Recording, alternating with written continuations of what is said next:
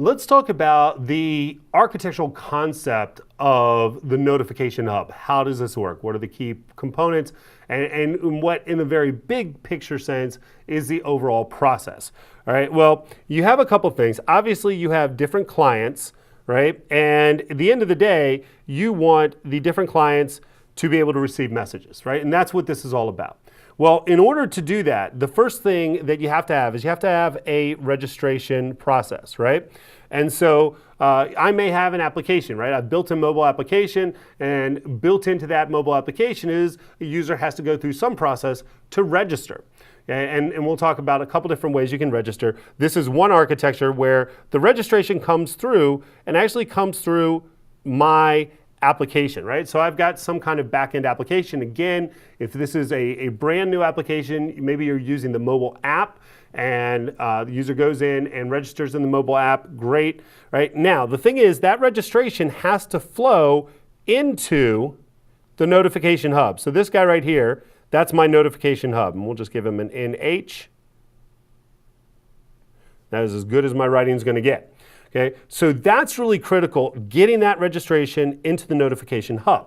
Now, once that's done, then based on whatever trigger is designed into your application to send a notification. Maybe you just got a product update and you've got a system that scans your products and sends out notifications if products have been updated, right? Your application sends a message into the notification hub.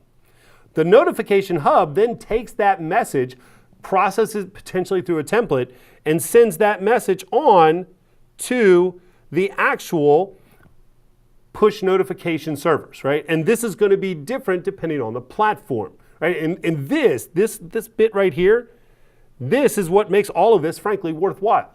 Because you can't just go to one actual message server and have that message server send out directly to all of the different mobile clients, because you've got mobile clients built on different platforms. And as it turns out, for example, iOS does not natively just receive notifications that are coming from the Android system and vice versa.